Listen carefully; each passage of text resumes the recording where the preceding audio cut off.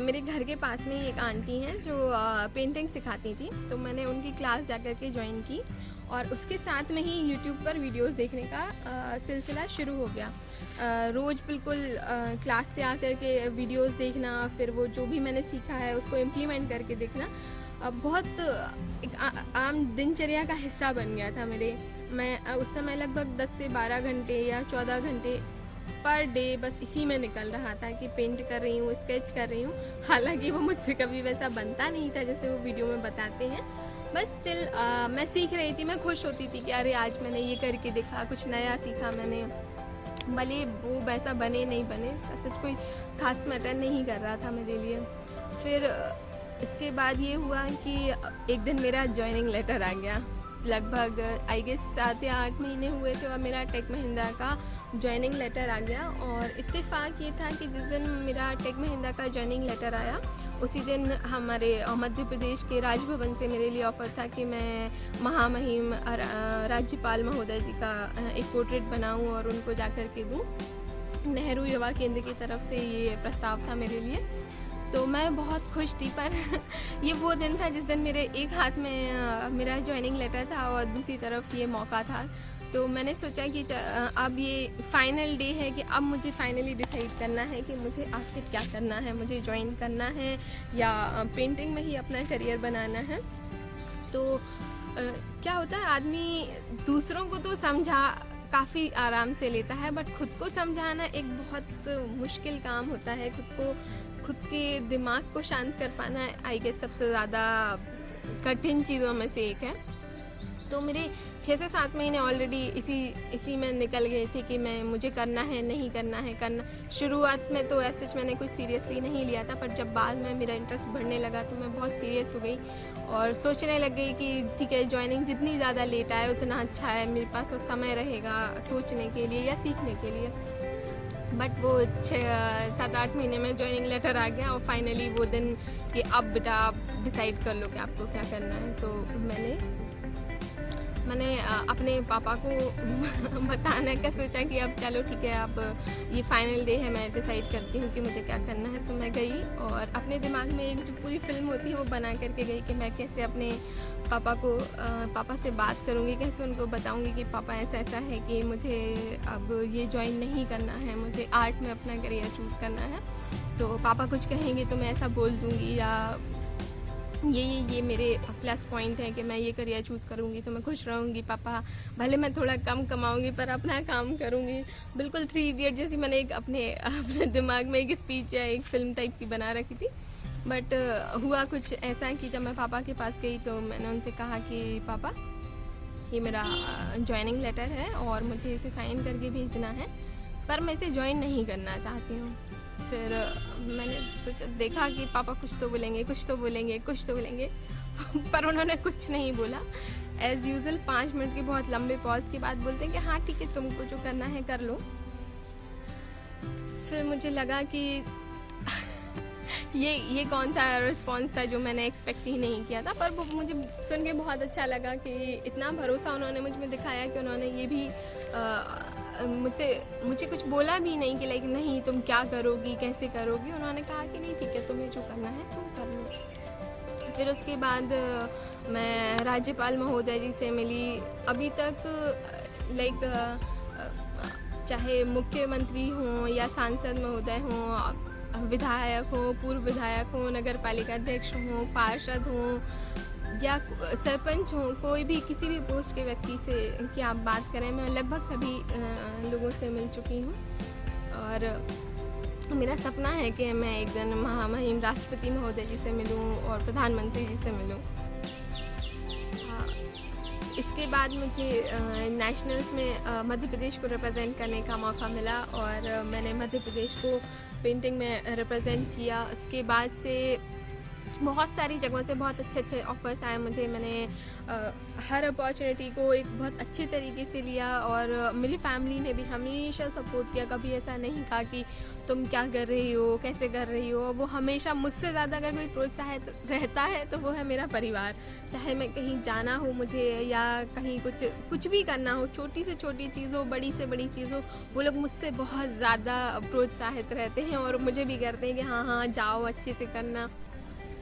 मैं फ़ैसला ले चुकी थी कि ठीक है, मुझे अब अपना करियर आर्ट में ही बनाना है। फिर इसके बाद मुझे राज्यपाल महोदय जी से मिलने का मौका मिला, नेशनल्स में मध्य प्रदेश को रिप्रेजेंट करने का मौका मिला। उसके अलावा ऐसी कई सारी बातें और कई सारे इवेंट्स हुए जिन्होंने हमेशा मुझे प्रोत्साहित किया, चाहे वो मैं यंग टैलेंट अवार्ड की बात करूं या मेरे समाज से मिले हुए सम्मान की बात करूं या माधव सेवा सम्मान की बात करूं या फिर अलग अलग तरीके के लोगों से मिलने की बात करूं, जैसे मुख्यमंत्री महोदय हों या सांसद महोदय हों। अभी तक कई सारे बहुत अच्छे लोगों से मैं मिल चुकी हूँ सिर्फ अपने आर्ट की बेसिस पर ही। तो ये सारी वो चीज़ें हैं जो मुझे स्थिर बनाए रखती हैं, मुझे कहीं ना कहीं प्रोत्साहित करती हैं कि हाँ मैं आज हर नए दिन के साथ कुछ अच्छा करूँ, कुछ अलग करूँ। तो मुझे लगभग 2 साल हो गए थे जब मैंने अपना बी ख़त्म किए हुए। फिर मुझे लगा कि नहीं, मुझे आर्ट में भी एक डिग्री कर लेनी चाहिए। तो मैंने भोपाल से ही नूतन कॉलेज से मास्टर्स की डिग्री ड्राइंग एंड पेंटिंग में की है और मैं इसमें सिल्वर मेडलिस्ट हूँ। और मैं चाहती हूँ कि मैं भविष्य में अपना एक एकेडमी खोलूँ जिसमें कला की हर विधा हो, चाहे वो नृत्य हो, संगीत हो, एक्टिंग हो या पेंटिंग हो। और ये मैं बिल्कुल फ्री ऑफ कॉस्ट रखना चाहती हूँ। ये उन लोगों के लिए रखना चाहती हूँ जो होते तो बहुत अच्छे हैं पर उनको पता भी नहीं होता है कई बारी, और कई बारी संसाधनों की कमी की वजह से वो आगे नहीं आ पाती हैं उनकी प्रतिभाएं। तो मैं चाहती हूँ और शायद बहुत जल्द मैं कुछ कर भी लूँ इस फील्ड में। मेरा काफ़ी रुझान है कि मैं एक अपनी खुद की एक आर्ट एकेडमी खोलूँ और जहाँ ऐसे लोगों को प्रशिक्षित करूँ, उनको आत्मनिर्भर बनाऊँ। मेरे केस में सबसे अच्छी बात अगर मुझे कुछ लगती है तो वो ये है कि जब मैं पेंटिंग सीख रही थी तो मैं पूरे तरीके से फ्री थी बिल्कुल, क्योंकि मुझे पता था कि मैं ऑलरेडी प्लेस्ड हूँ और मुझे जाकर के जॉब ज्वाइन करनी है। मेरे ऊपर किसी तरीके का प्रेशर नहीं था कि आप किसी दबाव में आकर कुछ सीख रहे हो या आपके ऊपर करियर का बहुत लोड हो, जो कि बहुत सारे लोगों के ऊपर रहता ही है कि अब आपका कॉलेज ख़त्म हो गया है, आपको कुछ करना है अपनी लाइफ के लिए। पर मेरे साथ ये था, मतलब ये केस नहीं था। और दूसरी बात, मैं सब लोगों से ये कहना चाहती हूँ कि अगर मेरे ऊपर थोड़ी सी भी रिस्पॉन्सिबिलिटीज़ होती कि लाइक मुझे कुछ करना ही है क्योंकि मेरा फैमिली बैकग्राउंड इतना स्ट्रॉन्ग नहीं है या कुछ भी, तो मैं आर्ट जैसी अनप्रेडिक्टेबल फील्ड को अपना करियर कभी नहीं चूज़ करती। बहुत सारे लोग मुझसे पूछते हैं कि अरे तुमने जॉब छोड़ दी, हम भी जॉब छोड़ना चाहते हैं या फिर कुछ क्रिएटिव करना चाहते हैं, कुछ अलग करना चाहते हैं। तो मैं उन सभी से एक ही बात बोलती हूँ कि आपके ऊपर कितनी रिस्पॉन्सिबिलिटीज़ हैं, आप पहले वो देखिए। आप अपना फाइनेंशियल स्टेटस देखिए कि क्या आप इस जगह पर हैं कि आज आप इतनी बड़ी रिस्क लें। अपना करियर एक बहुत बड़ी चीज़ होती है, चाहे वो किसी लड़की का करियर हो या लड़के का करियर हो। आपके ऊपर रिस्पॉन्सिबिलिटीज़ अगर हैं तो आप इतने अनप्रेडिक्टेबल करियर को अपने शुरुआती दौर में तो नहीं ही चूज़ कीजिए, क्योंकि जब आप फ्रेशर होते हैं और आप अगर गैप ले लेते हैं तो उसके बाद जॉब ढूंढने में, मिलने में कई सारी दिक्कतें आती हैं। इसीलिए मैं हमेशा बोलती हूँ कि आप पहले श्योर हो जाइए कि आपको क्या करना है। क्योंकि मेरे पास समय था, मेरे फैमिली का सपोर्ट इतना अच्छा रहा है कि मुझसे आज तक भी नहीं पूछा जाता है कि तुम क्या कर रही हो, कितना अर्न कर रही हो, कि कैसे क्या है। तो ये सारी चीज़ें लाइफ में बहुत ज़्यादा मायने रखती हैं। मुझे सोशल मीडिया का बहुत शौक़ है। जितने भी लोग मुझे पर्सनली जानते हैं उन्हें पता है कि मैं बहुत एक्टिव रहती हूँ। मेरी बनाई हुई हर छोटी से छोटी चीज़ आपको मेरे सोशल मीडिया पर मिल जाएगी। तो मेरे जितने भी कॉन्टैक्ट्स हैं या फिर ये कहूँ कि जितने भी ऑर्डर्स मुझे आते हैं वो 90% मुझे मेरे सोशल मीडिया से ही आते हैं। कि लाइक कोई भी पेंटिंग बनवानी हो या फिर मेरी बनाई हुई कोई पेंटिंग जो मैंने पोस्ट की किसी को परचेज़ करनी हो, या फिर पोर्ट्रेट्स का जो एक ट्रेंड है ना कि हैंडमेड चीज़ें हमें गिफ्ट में देनी है, वो मुझे बहुत आते हैं। और जो आर्ट की तरफ से मेरी मेन सोर्स ऑफ इनकम है वो काफ़ी हद तक पोर्ट्रेट्स पर ही डिपेंड करती है। बाकी जिस तरीके का टेस्ट होता है, किसी को पेंटिंग्स पसंद आती हैं, कोई पेंटिंग परचेज़ करता है, और किसी को पोर्ट्रेट्स पसंद आते हैं तो वो उनके ऑर्डर प्लेस करते हैं। सोशल मीडिया के लिए या फिर गर्ल्स के लिए मैं एक बात कहना चाहूँगी कि क्या होता है जब आप जैसे मैं हूँ, मेरे सारे अकाउंट्स पब्लिक हैं, कोई भी उन्हें एक्सेस कर सकता है, लाइक देख सकता है कि मैंने क्या पोस्ट किया है, कब पोस्ट किया है। तो इनसे कई बारी समस्याएं भी होती हैं। हालांकि मुझे बहुत ज़्यादा तो नहीं फेस करनी पड़ी है अभी तक, पर हाँ ऐसा होता है कि बहुत सारे मैसेजेस आते हैं और मुझे मैसेजेस के रिप्लाई करने भी पड़ते हैं, क्योंकि मुझे नहीं पता कि किस व्यक्ति को मुझसे काम है और किस व्यक्ति को मुझसे काम नहीं है। वो सिर्फ ऐसे ही मुझे रैंडमली मैसेजेस कर रहे हैं, तो ये एक समस्या मुझे लगती है। पर ये भी इतनी कोई खास बहुत बड़ी समस्या नहीं है। आपको हार्डली 2 या 3 मैसेजेस के बाद समझ में आ जाता है कि किस व्यक्ति की सोच क्या है या वो आपसे क्या चाह रहा है। तो अगर कोई व्यक्ति आपसे वाकई में जिसको आपसे काम है, वो सीधा स्ट्रेट आएगा और आपसे आपके काम की बात करेंगे। और जिनको कोई मतलब नहीं है, वो बस hi hello good morning good night, खाना खाया पानी पिया, ये करके आपका समय बर्बाद करेंगे, बस और कुछ नहीं। तो मैं लड़कियों से यही कहना चाहती हूँ स्पेशली कि आप बिल्कुल स्ट्रेट फॉरवर्ड रहकर बात कीजिए। डरने की या किसी भी तरीके की झिझक की कोई बात नहीं है। अगर आप किसी भी ऐसी फील्ड में हैं तो आप उनको रिप्लाई कीजिए, उनसे बात कीजिए। पर यह है कि 2-3 मैसेज के बाद आपको अंदाज़ा लग जाएगा कि कौन से मैसेज आपके काम के हैं और कौन से नहीं हैं। तो आप खुद ही उस हिसाब से फिर समझ जाएंगे और फिर आगे आपकी इच्छा है, आपको बात करनी है, नहीं करनी है, इग्नोर करना है, ब्लॉक करना है, या जो भी आपको करना है, ये आपकी इच्छा है। मेरे परिवार के बारे में मैं आपको बताती हूँ। मेरे परिवार में मेरी पापा मम्मी और मेरा मुझे पेंटिंग के अलावा अगर किसी चीज़ का शौक़ है तो मुझे फ़ोटोग्राफी का बहुत शौक़ है। मैं अपना फ़ोन लेकर बस दिन भर टिक टिक टिक टिक टिक फ़ोटोज़ क्लिक करते रहती हूँ। और उसके अलावा अगर बोलूँ तो मुझे लिखने का बहुत शौक़ है। ये बात बहुत कम लोग जानते हैं कि मुझे लिखने का शौक़ है। तो मैं आज आप सबके लिए एक अपनी लिखी हुई एक चीज़ सुनाना चाहती हूँ, और ये पहली बार होगा कि मैं किसी वीडियो में अपना लिखा हुआ कुछ लोगों तक पहुँचा रही हूँ। उम्मीद करती हूँ शायद पसंद आए आपको। कि पाक सी ये मेरी ज़िंदगी है, कि पाक सी ये मेरी ज़िंदगी है, इसे पाक ही रहने दीजिए। चंद राज दफन है, उन्हें बस राज ही रहने दीजिए। गड़े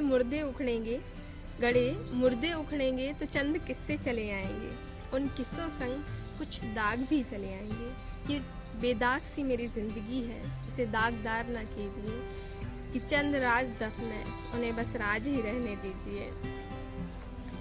ये ऑफिशियली मेरा पहला वीडियो रहेगा जिसमें मैंने अपना लिखा हुआ कुछ लोगों तक पहुंचाया। पेरेंट्स की बात निकली है तो मैं ये बात बोलना चाहूँगी कि आज के दौर में कई सारे पेरेंट्स आते हैं मेरे पास, या फिर कई लोगों के पास जाते हैं पेरेंट्स कि हम हमारे बच्चे को क्या करा दें, किस फील्ड में भेज दें, डांसर बना दें, एक्टर बना दें, या आपकी फील्ड में स्कोप है क्या, हमें बता दो, हम वो करा देते हैं अपने बच्चों को। तो मैं एक बात कहना चाहती हूँ कि एक दौर था जहाँ पेरेंट्स बच्चे के पीछे पड़े रहते थे कि पढ़ लो पढ़ लो पढ़ लो, डॉक्टर बन जाओ, इंजीनियर बन जाओ, या कुछ भी, बस पढ़ने के पीछे बहुत ज़्यादा प्रेशराइज करते थे बच्चों को और उनके मन का नहीं करने देते थे।